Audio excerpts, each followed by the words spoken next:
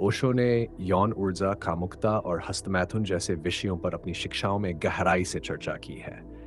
उनकी दृष्टि में ये विषय वर्जित या अनैतिक नहीं है, बल्कि मानव जीवन का एक स्वाभाविक और महत्वपूर्ण हिस्सा है।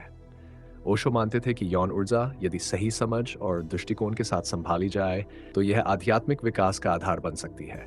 उन्होंने इस बात पर जोर दिया कि यौन ऊर्जा को कुंठित या दमन करने के बजाय उसे समझना और स्वीकारना चाहिए। हस्तमैथुन पर ओशो का दृष्टिकोण। हस्तमैथुन को लेकर समाज में अनेक प्रकार के दोष, शर्म और अपराध बोध की भावना भरी हुई है। ओशो के अनुसार यह भावना समाज की रूढ़िवादी सोच और धर्म द्वारा थोपे गए अनुशासन का परिणाम है। उनका मानना था कि हस्तमैथुन पूरी तरह से स्वाभाविक प्रक्रिया है, विशेष रूप से उन लोगों के लिए जो अभी यौन संबंधों के लिए तैयार नहीं है या उनके पास यौन संबंध बनाने का अवसर नहीं है।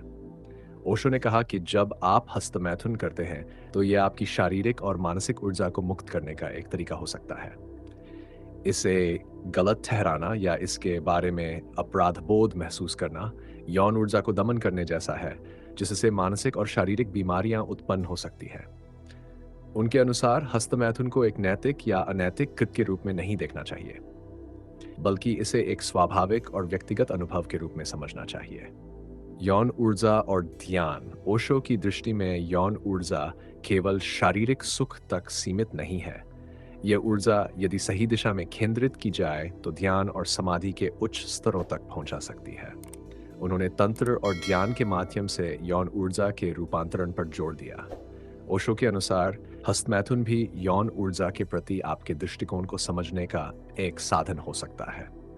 यदि इसे जागरूकता और प्रेम से किया जाए तो यह अनुभव आपके शरीर और मन के साथ एक गहन जुड़ाव पैदा कर सकता है। उन्होंने कहा कि अपराधबोध या शर्म को छोड़कर यदि व्यक्ति इस प्रक्रिया को समझ और स्वीकृति के साथ करता है, तो वह स्वयं को गहराई से जान सकता है। उनका यह भी मानना था कि हस्तमैथुन के दौरान ध्यान का अभ्यास करके आप अपनी यौन ऊर्जा को भीतर की ओर प्रवाहित कर सकते हैं। ये ऊर्जा फिर धीरे धीरे आपके चेतना के स्तर को ऊंचा उठा सकती है। ओशो ने यह स्पष्ट किया कि हस्तमैथुन को लेकर जो अपराध बोध होता है, वह व्यक्तिगत नहीं है। यह समाज और धर्म द्वारा गहराई से आरोपित होता है। उन्होंने कहा कि धर्म ने सदियों से यौन इच्छाओं को पाप के रूप में प्रस्तुत किया है और इसने मनुष्य के भीतर एक गहरी द्वंद्व की स्थिति पैदा कर दी है। इस द्वंद्व के कारण व्यक्ति अपनी प्राकृतिक इच्छाओं से कट जाता है और स्वयं के प्रति द्वेषपूर्ण हो जाता है। ओशो के अनुसार जब तक व्यक्ति यौन ऊर्जा को एक सहज और स्वाभाविक प्रक्रिया के रूप में नहीं देखता, तब तक वह इस ऊर्जा को सकारात्मक दिशा में उपयोग नहीं कर सकता। अपराधबोध के साथ किया गया कोई भी कार्य मानसिक तनाव और अस्वस्थता को जन्म देता है। यौन ऊर्जा का रूपांतरण। ओशो ने हस्तमैथुन को एक व्यक्तिगत अनुभव बताया, जो न तो गलत है और न ही सही। ये इस बात पर निर्भर करता है कि व्यक्ति इसे किस मानसिकता और दृष्टिकोण के साथ करता है। यदि ये एक आदत बन जाए जो व्यक्ति को थका देती है या उसमें दोषपूर्ण भावनाएं पैदा करती है, तो यह एक समस्या बन सकती है। लेकिन यदि इसे शरीर और मन को समझने के साधन के रूप में देखा जाए, तो यह सकारात्मक हो सकता है। उन्होंने यह भी कहा कि हस्तमैथुन या यौन गतिविधि को लेकर बेवजह की अधिकता से बचना चाहिए। उनके अनुसार ऊर्जा का असंतुलित उपयोग व्यक्ति को कमजोर और थका हुआ महसूस करवा सकता है। लेकिन इस प्रक्रिया को ध्यान के साथ जोड़ने से व्यक्ति अपनी ऊर्जा को ऊपर की ओर प्रवाहित कर सकता है और आध्यात्मिक अनुभव प्राप्त कर सकता है।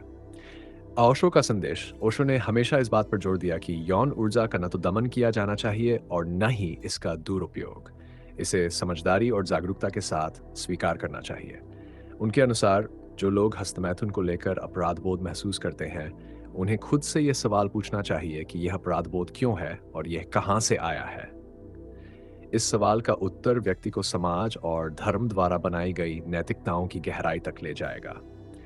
ओशो ने यह भी कहा कि जीवन में हर अनुभव को पूर्णता के साथ जिया जाना चाहिए। यदि हस्तमैथुन आपके लिए एक स्वाभाविक अनुभव है, तो इसे पूरी तरह से स्वीकार करें, इसे समझें और इसे बिना किसी दोष भावना के करें। लेकिन यह भी समझें कि यह ऊर्जा का अंतिम उद्देश्य नहीं है। इसे ध्यान और प्रेम के उच्च स्तर तक ले जाना ही इसका सही उपयोग है। ओशो के विचारों के अनुसार हस्तमैथुन एक सामान्य और प्राकृतिक प्रक्रिया है, टेप जिसे लेकर कोई अपराधबोध नहीं होना चाहिए। इसे समझदारी और जागरूकता के साथ करना चाहिए और इसे यौन ऊर्जा के रूपांतरण के साधन के रूप में देखा जाना चाहिए। उनका संदेश है कि जीवन में किसी भी अनुभव को वर्जित मानने के बजाय उसे पूरी गहराई से समझें और स्वीकार करें।